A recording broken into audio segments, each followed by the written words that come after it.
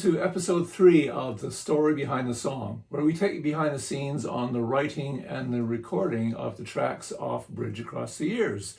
Today we're going to focus on Let Me Be. What a roller coaster that one was. Basically, the origins of the song trace back to when I first bought this guitar about 10, 15 years ago. Up until that time, I had only had one guitar my whole life. I went out and bought a brand new Gibson Les Paul in 1974, and that is what I played my entire life. But I was starting to think it'd be kind of cool to have a Strat. So I eventually went out and bought this, and one of the things that I started to notice fairly quickly, which I never anticipated, was the way I played varied quite a bit depending on which guitar I picked up. Now, from a technical perspective, they're quite different. I mean, the pickups on a Strat are different from the pickups on a Les Paul. Strat has a slightly longer neck, but it went beyond the technical specs. It was like the guitars had their own innate spirit, which was guiding me to play. And it's like if I pick up this guitar, I lean towards.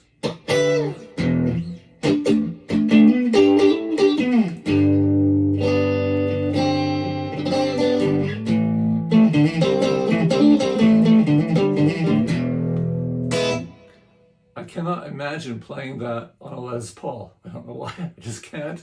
But at the other end of the spectrum, to use this guitar to play,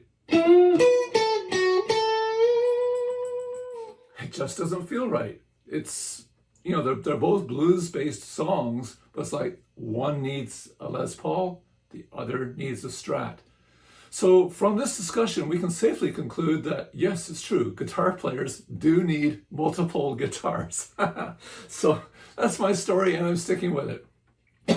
Anyway, how this started coming together was I was just messing around with different bluesy kind of things, and one pattern which I've always enjoyed is what I call the slide. It's where you go, just sort of bring it up like that. So I was going, and just started messing around with that. Actually, I think the way I actually started was I was experimenting with a muting technique. If you're playing a chord and you're not doing any muting, it's going to be,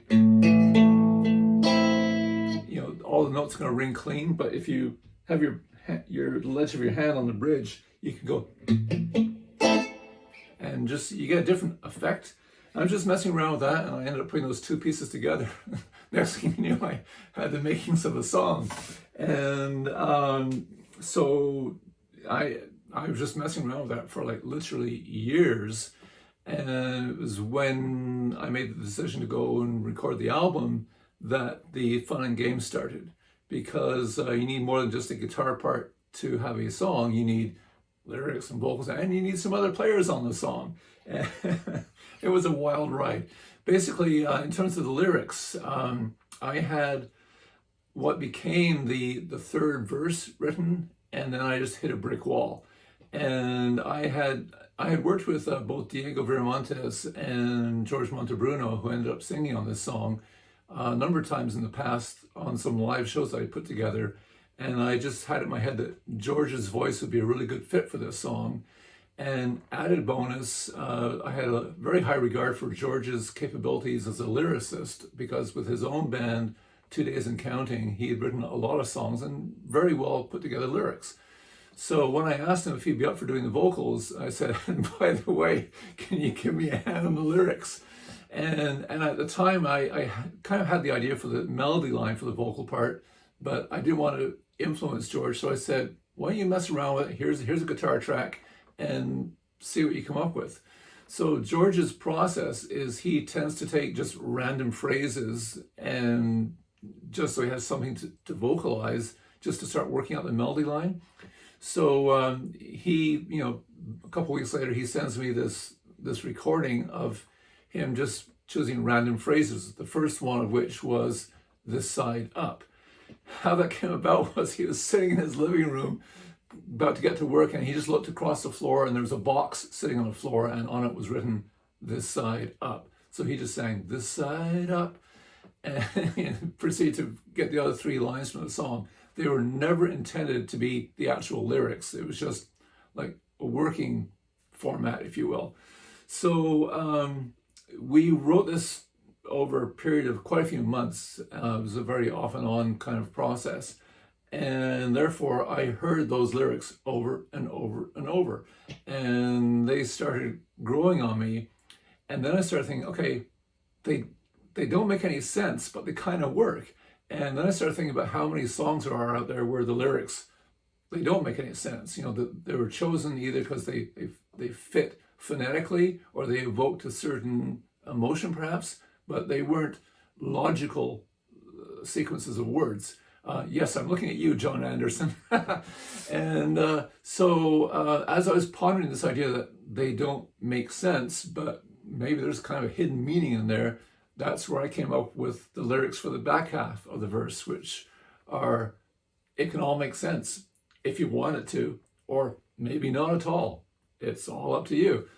And that was the exact same process we did on the second verse. George came up with, he came up with the first four lines, time is up, who would you rather be, fool in love or a king on his knees?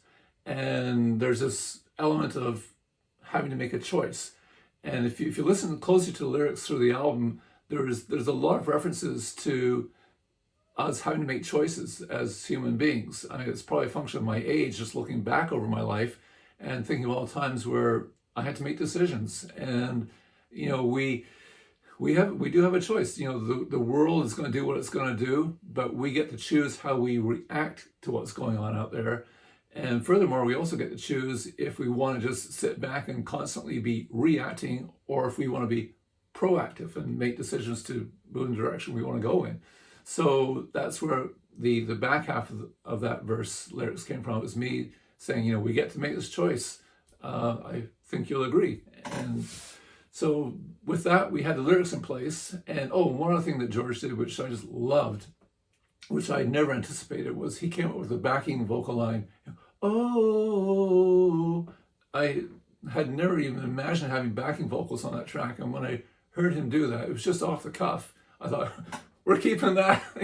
So yeah, it was a great experience putting those pieces together. Now, adding drums, bass, and keyboards. I so enjoyed being able to rehearse with Joe and Elliot on bass and drums. Well, rehearse is not the right word because we didn't know what we were doing. We were experimenting together, the three of us, just figuring out ideas.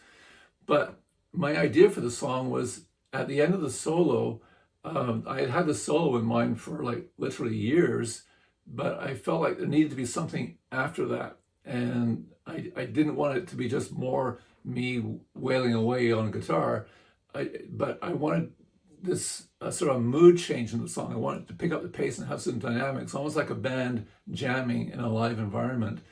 And I really had no idea how that was going to go, but I happened to have a conversation with Andy Tillison right at the very beginning of the project. We were talking about another song, and he played an example of an idea he had on his vintage 1966 Hammond organ. And as soon as I heard that sound, it was like, that's it, that's what we need on this song. So reached out to Andy and he was happy to do it.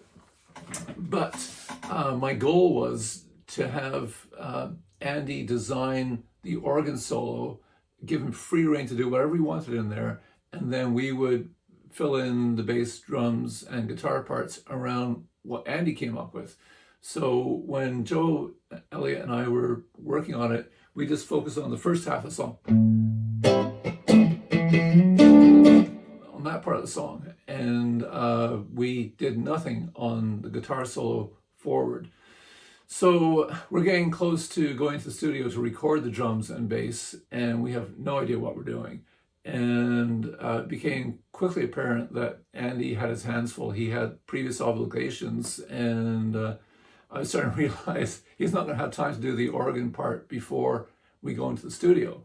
But I was busy focusing on other elements of the album, and all of a sudden it's like 2 days before we're going into the studio with drums and bass, and we had no idea what we're going to do for that section.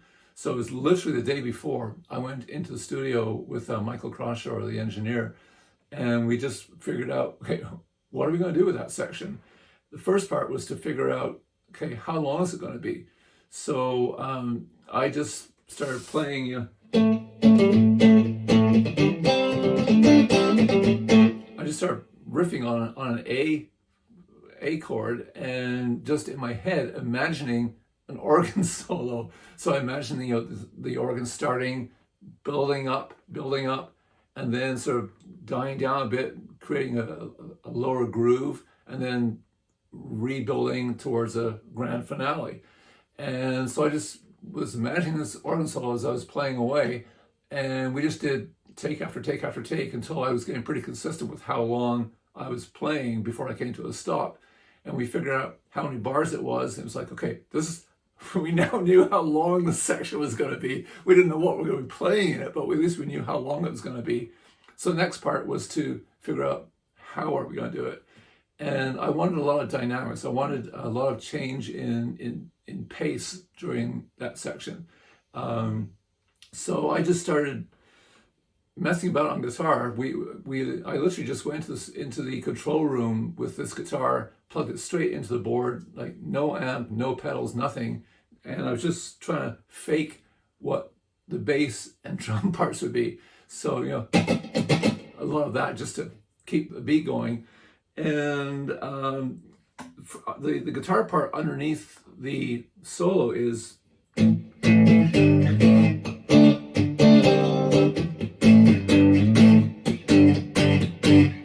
then when the solo ends, it changes to,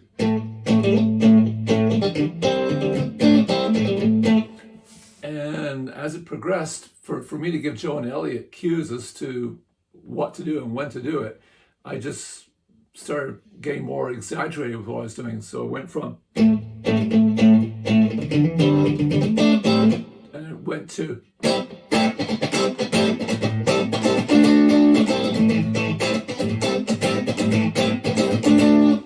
just to emphasize, okay, during this section, we're going to get more intense and you can bring up the volume sort of thing.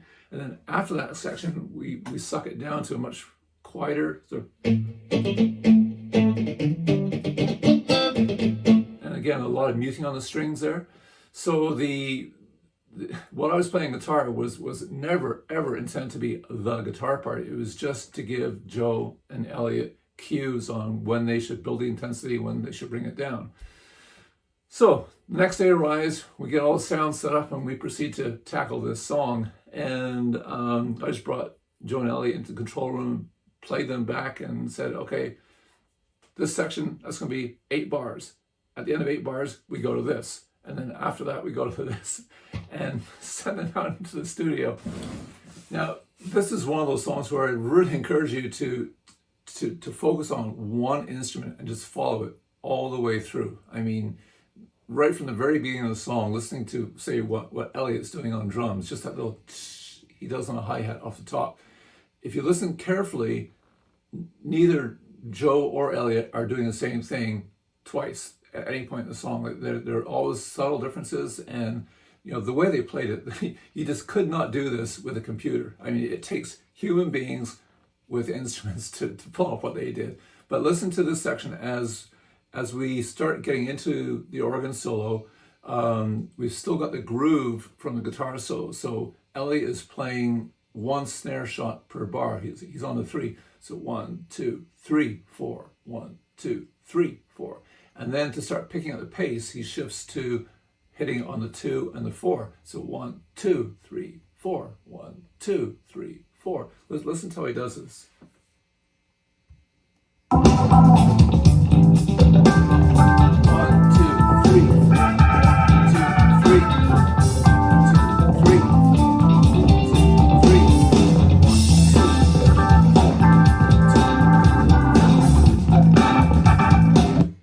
Starts to build the intensity of the song. It was just such a masterful job. And then Mr. Joe Alvaro, oh my God, the playing he does in this song from start to finish is just stunning. You got to focus on the bass line right from the very beginning, because again, he's bringing all these different nuances in, and what he's playing in this section here is just, it's nuts. So we left that session, and I'm just thrilled to bits what the guys did, and that was all done off the cuff. Like, they're such good players. I mean, no rehearsal whatsoever, totally off the cuff, in a matter of 1 or 2 hours, I would say. And that includes the time to stop, put down their instruments, and come into the control room, hear playback, and get some feedback. And that part there was really good. Do that, keep that, and so on. Amazing what they did in a very short period of time. So now we hand this off to Andy. And Andy, I gave him a very vague idea of what I had in mind. I said, basically, just listen to the vibe that the guys are doing and see what you feel fits in around it. So a few days later, I get this message from Andy with a rough track. And he says, okay, here's just a rough draft. This is me just messing about. Just let me know, what you think. Is it too busy or not busy enough? Is it too percussive or not percussive enough? Just let me know your thoughts on what we need to change, and we'll go from there. So I listened to it, and stunning. I mean, the final recording is basically his first draft. We made 1 or 2 real subtle changes at the very end, I think. Other than that, it was, again, just him off the cuff. And this is, for me, this is one of the most enjoyable parts of the whole recording process. It was getting this incredible input from these great players who just, once you release their creativity, just seeing what they came up with, it was marvelous. Thoroughly enjoyed it. So I take this recording, I go into the studio with Michael, and I play it to him, and I'm just raving about how much I enjoy this. And then Michael looks at me and says, have you considered having organ throughout the rest of the song? And I had been thinking the same thing. So when Michael said that, I thought, okay, maybe that's what we should do. So I send the message off to Andy, and Andy's response was basically, I was wondering when you were going to ask that. And again, just as Joe and Elliot do these amazing nuances throughout the whole song, just listen to what Andy does on the organ. I mean, just those little shots, little building of mood, just amazing playing. The final part was my guitar part underneath the organ solo. What I played to have a guide track for Joe and Elliot was never, ever intended to be the guitar track. It was just, again, off the cuff. I think we did 2 takes. One was just to check levels, then we put it down. And I had always intended to do it properly. But as these other pieces got put on top, the drums, the bass, and finally the organ, it's like that guitar part actually works. I mean, it's not a perfect part. I'm all over the place. I'm hacking away.